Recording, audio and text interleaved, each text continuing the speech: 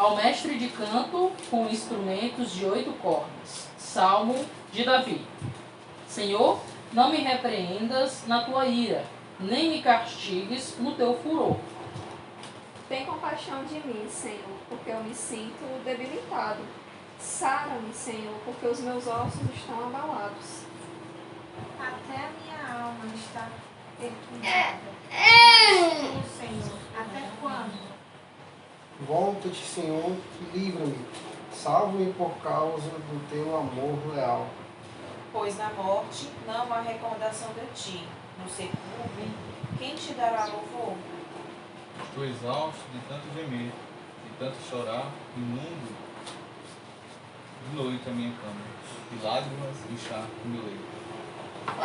Meus olhos se consomem de tristeza, praguejam por causa de todos os meus adversários. Afastem-se de mim todos vocês que praticam o mal, porque o Senhor ouviu meu choro. O Senhor ouviu a minha súplica. O Senhor acolhe a minha oração. Envergonhem-se e sejam sobremodo perturbados todos os meus inimigos. Retirem-se de súbito, cobertos de vexame. Amém. Amém. Esse aqui é um famoso salmo de lamentação, né? Nós temos ali o salmista, aqui no caso Davi, debulhando ali suas pitangas, que alguns falam, né? Diante do Senhor. E quando a gente olha para os salmos, a gente vai ver vários elementos de curiosidade, certo? E olhando para esse salmo, eu quis dar o nome dele de da potência à confiança, que é a dinâmica que eu percebi ocorrendo aqui nesse salmo.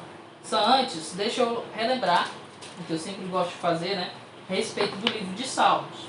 Quando a gente olha o livro de Salmos, a gente percebe que, na verdade, ele possui vários autores.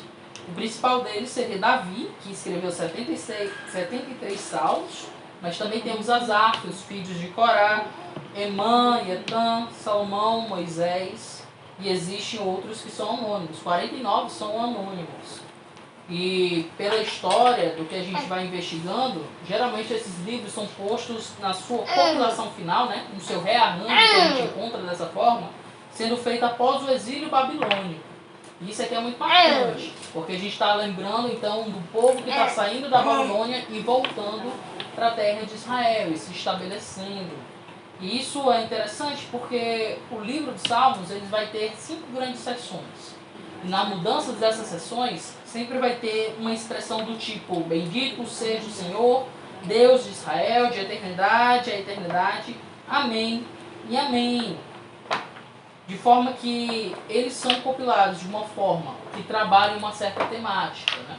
E essa temática seria uma mudança do lamento para um louvor que agrada a Deus. Então, quando nós lemos esse primeiro bloco, que é o livro 1 dos Salmos, que vai do Salmo 1 ao Salmo 41, nós vamos ver uma presença maior de salmos de lamentação.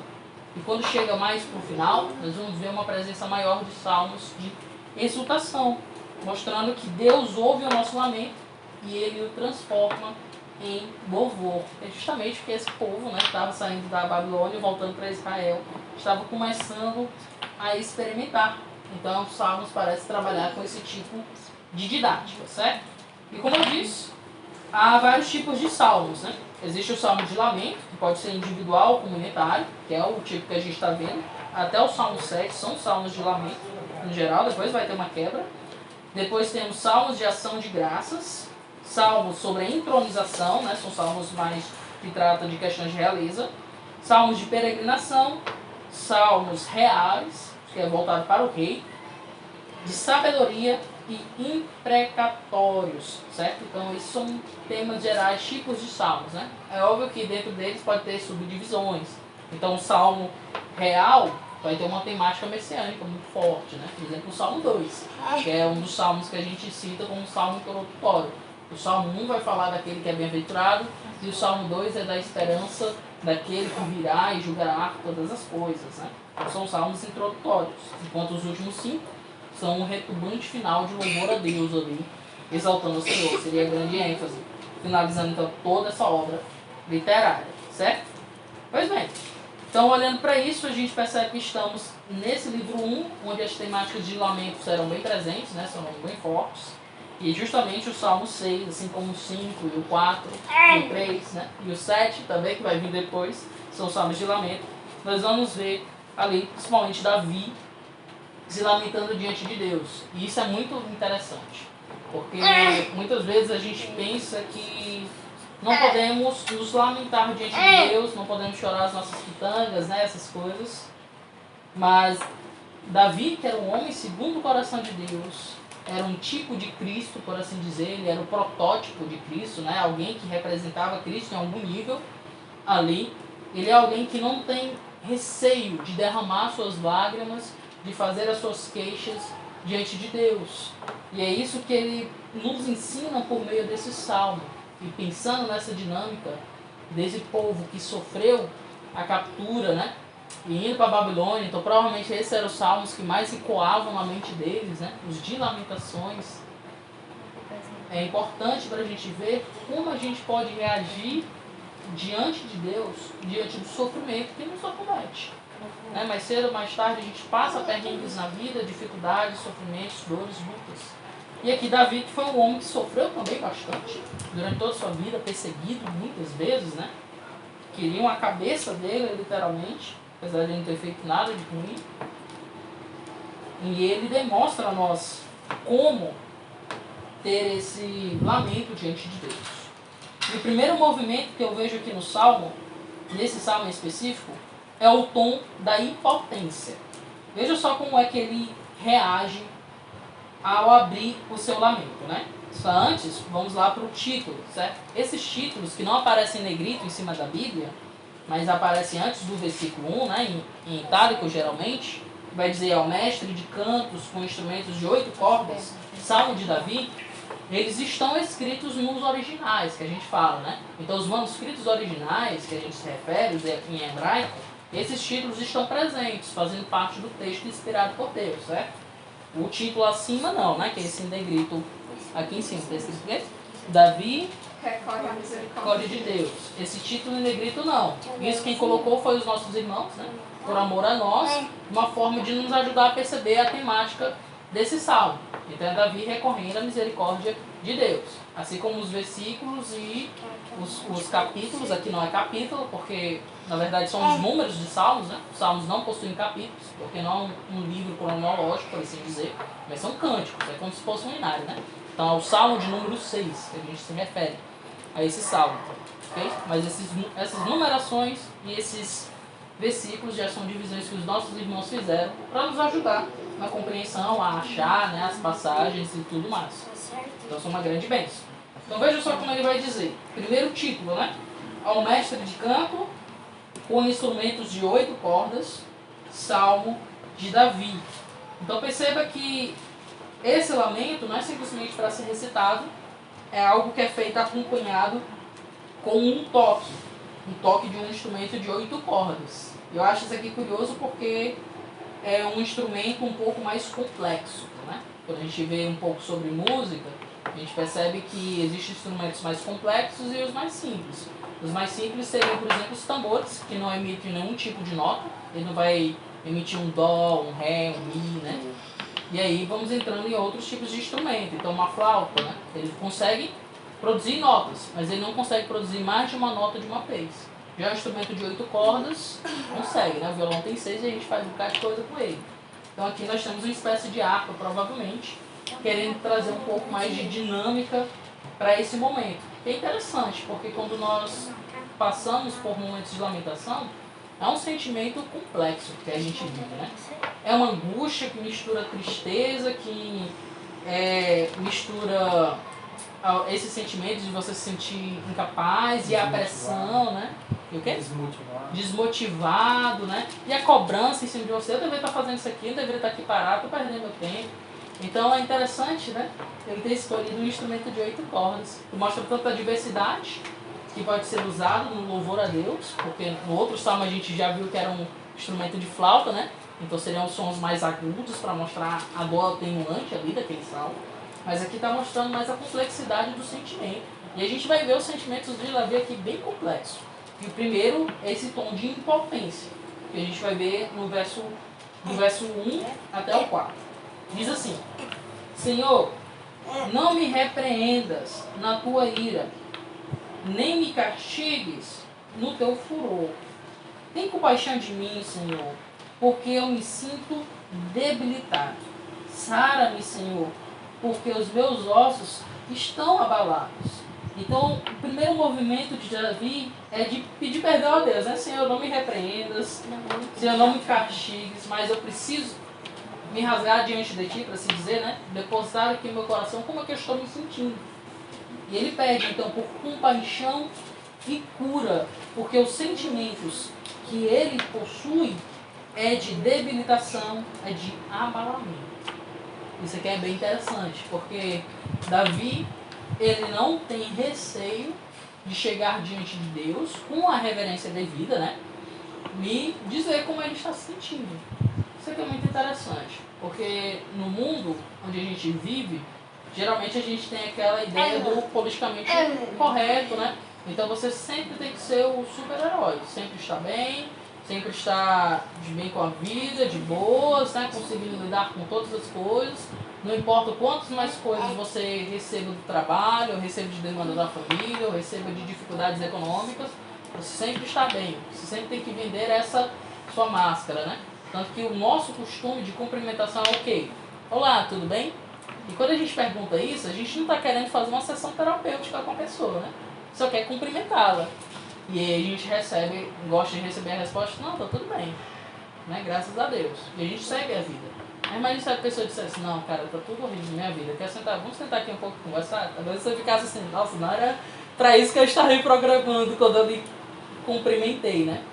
Isso já é um aspecto cultural nosso, que traz essa visão nossa de que, não, tá tudo certo.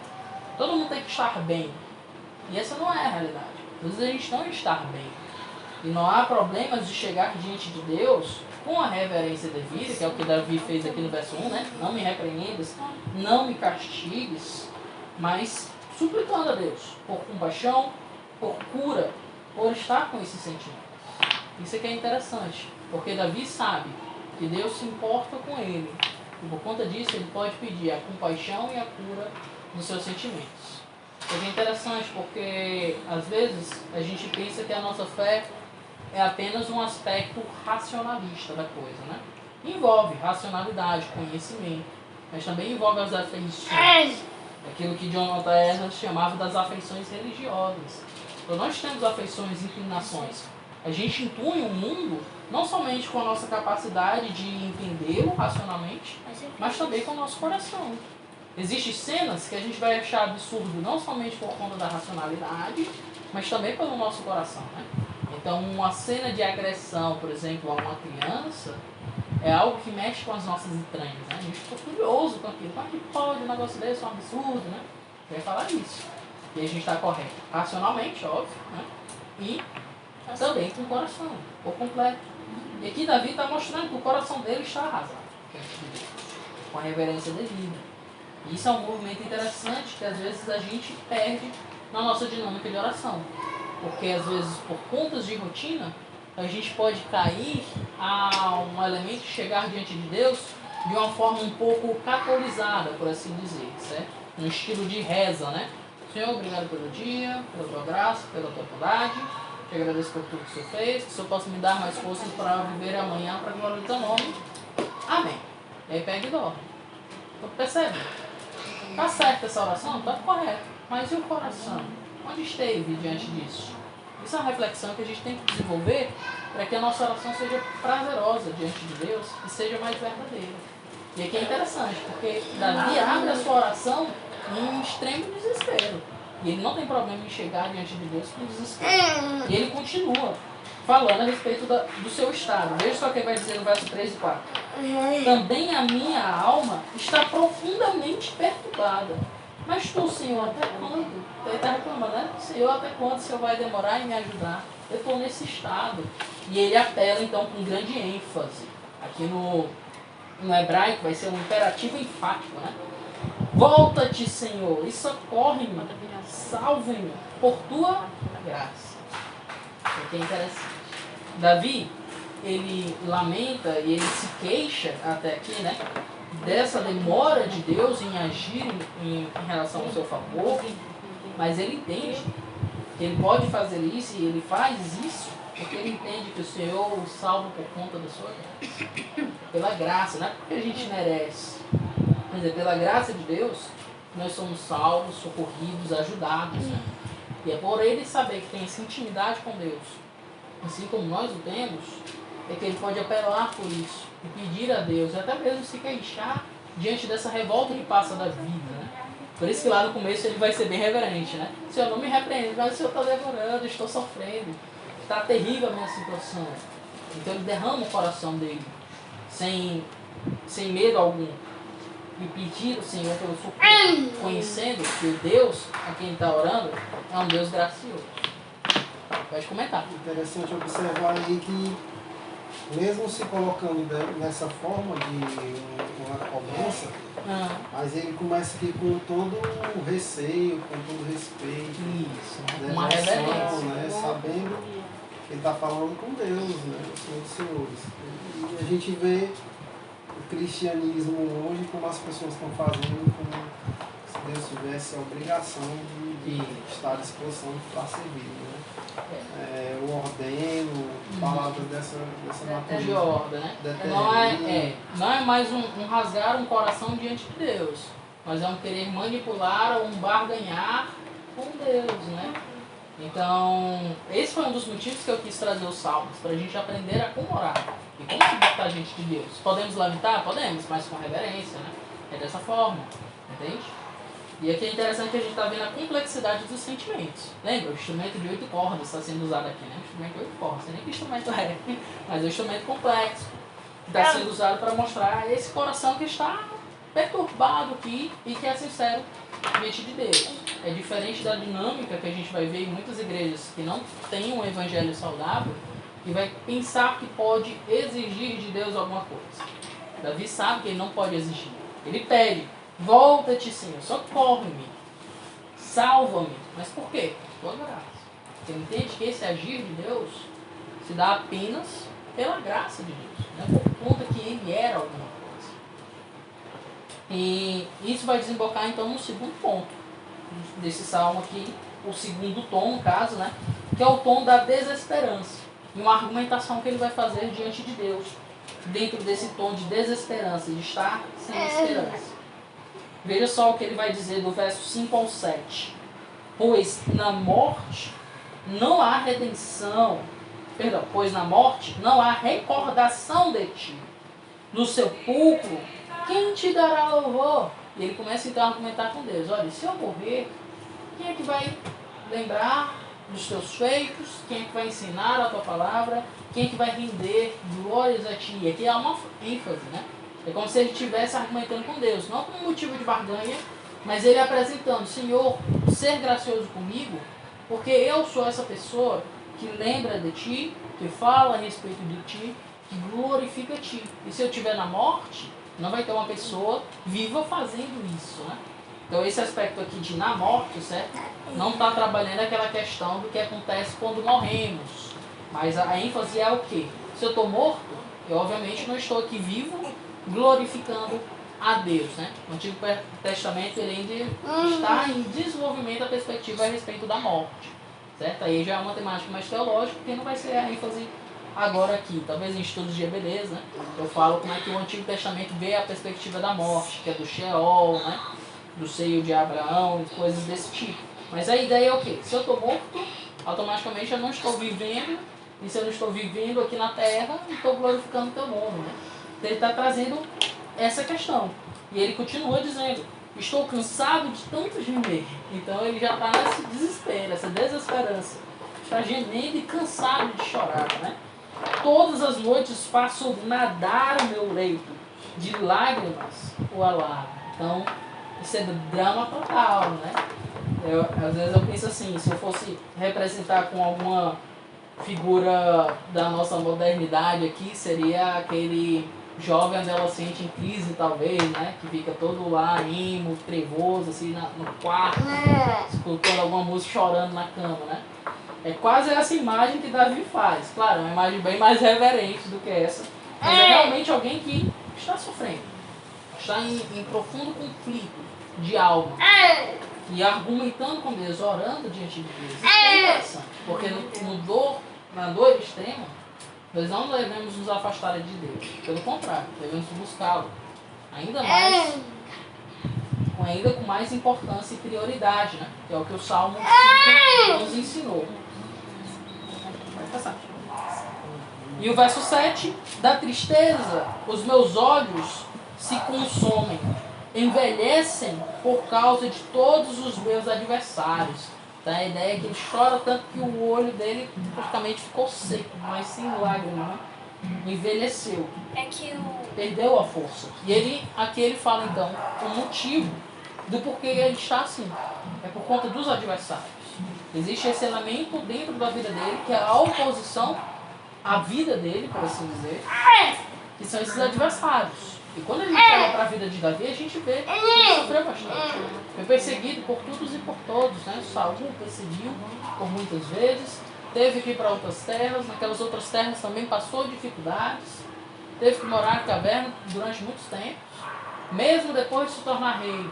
Teve o seu filho Absalão, que também usurpou o trono e o perseguiu e o queria matar. Então veja a complexidade, né? Eu amo meu filho, mas meu filho quer me matar, então como é que eu lido com essa angústia nesse nível, né? É algo terrível. E aqui ele está falando, os meus adversários estão fazendo eu estar nesse estado. E é por isso que eu estou pedindo a tua intervenção. E eu demonstro, né? Se eu morrer, Senhor, quem é que vai glorificar o teu nome? É esse o tom aqui da oração.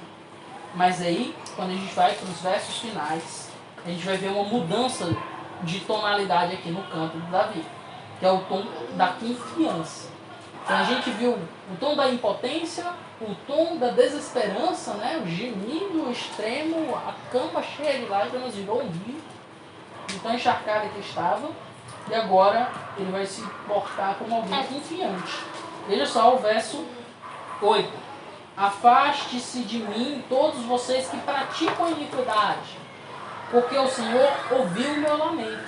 Olha que interessante, né? Lá no começo ele estava dizendo, por que tu te demora, Senhor?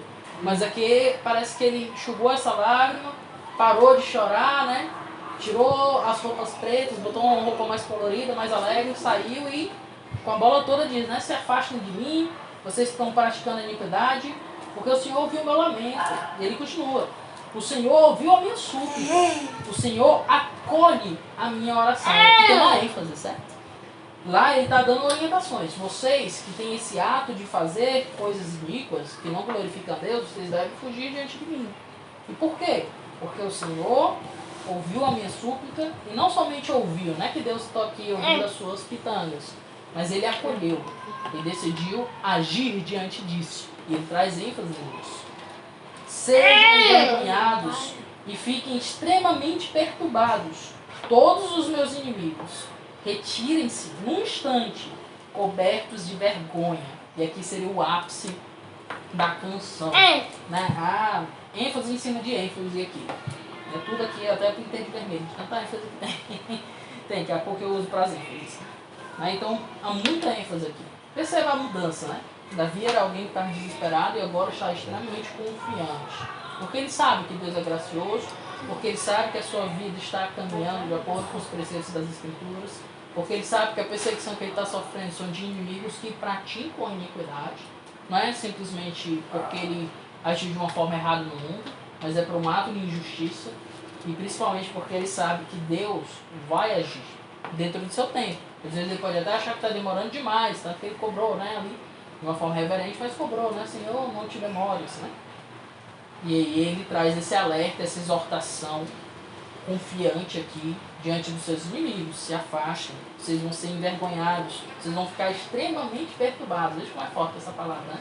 Fiquem extremamente perturbados. Foi a forma que o tradutor fez para mostrar a ênfase extrema aqui nessa passagem, né? Fiquem perturbados todos os meus inimigos. Retirem-se no instante, cobertos de vergonha. Isso é interessante, porque Davi percebe que a mudança na sua vida não depende simplesmente das suas ações, do seu poder, da sua capacidade, mas do agir de Deus, que acolhe as suas orações. E é isso que a gente também tem que aprender, né?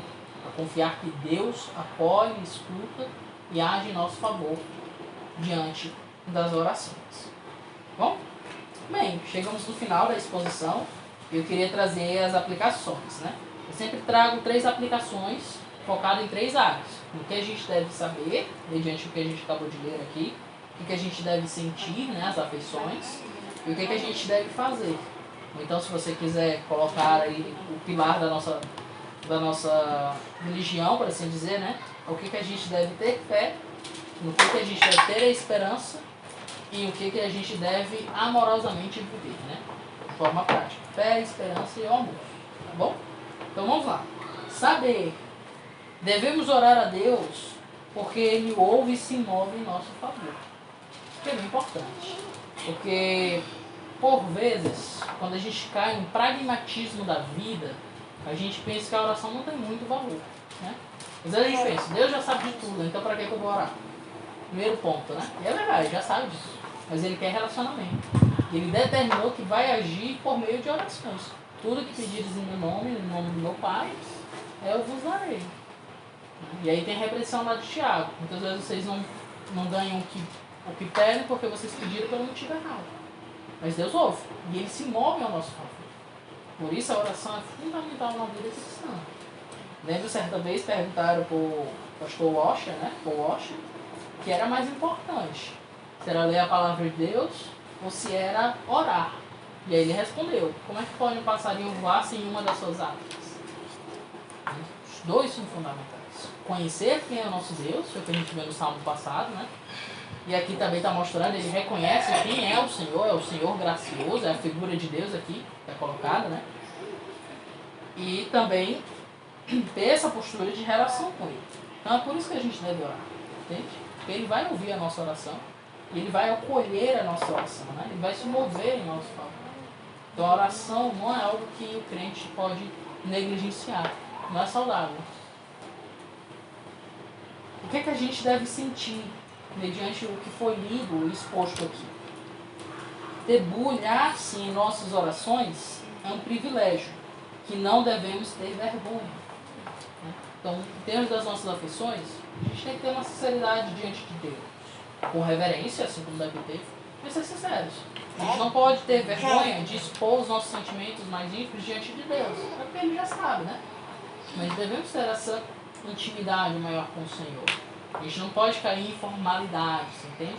Essas coisas quadradas, fechadas, né? De rezas prontas, de chavões comuns.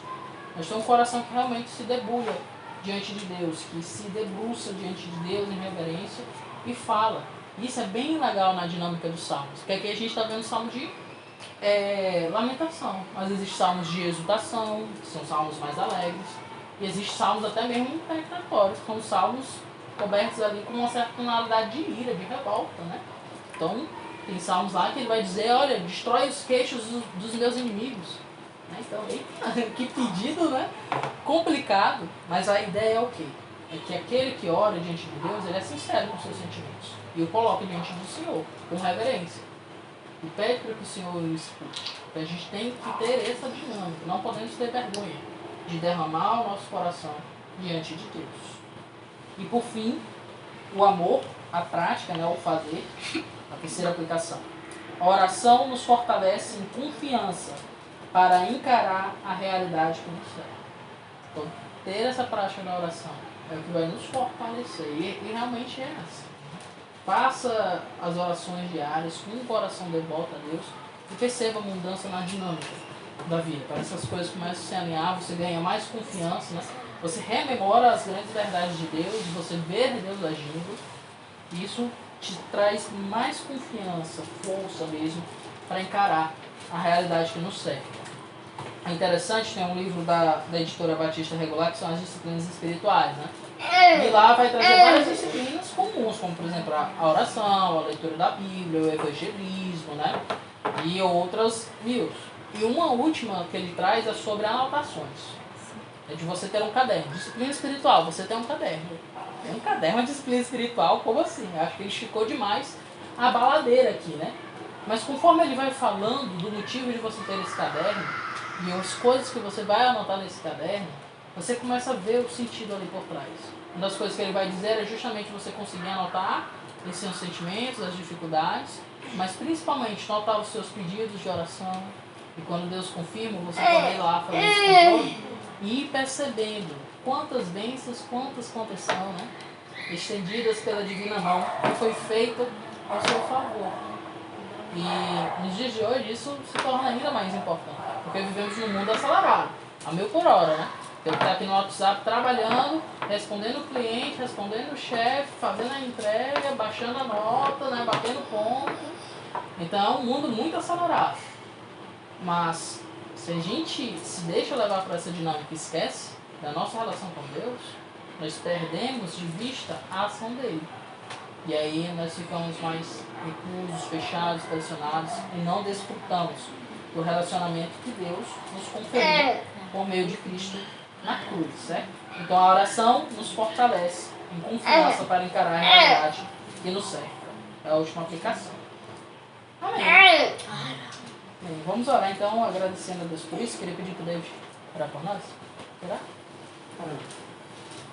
Senhor nosso Deus, amado, maravilhoso, bondoso Pai, te agradecemos, ó Deus, por tua infinita graça e misericórdia, Deus, os quais nos cercam todos os dias de nossas vidas. Ó Pai, pedimos, Deus, que nos ensine sempre a sermos gratos a Ti, sempre colocarmos diante de Ti nossas dificuldades, pois o Senhor sabe de cada um, mas humildemente, ó Pai, nos apresentarmos a Ti, ó Deus, e confiamos em tua glória. O Senhor irá, ó Deus, conforme tua graciosa vontade, operá-los.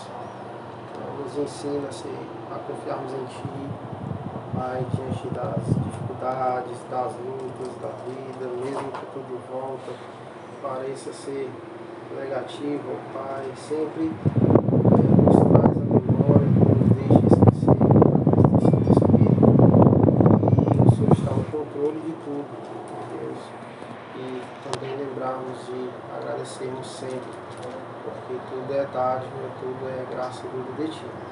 Ó Deus, te agradeço por este momento de comunhão aqui, abençoe este lar, esta família, todas as famílias aqui representadas. Em nome de Jesus, eu te oro, desde já te agradeço. Amém. Amém.